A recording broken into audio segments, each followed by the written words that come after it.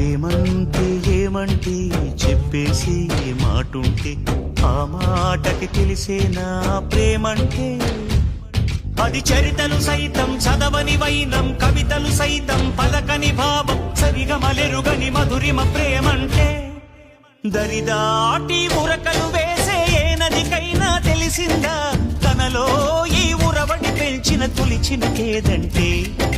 సిరిపై రై ఎగిరే వరకు చేనుకు మాత్రం తెలిసిందా తనలో కనిపించే కళలకు తొలి పిలిపేదంటే.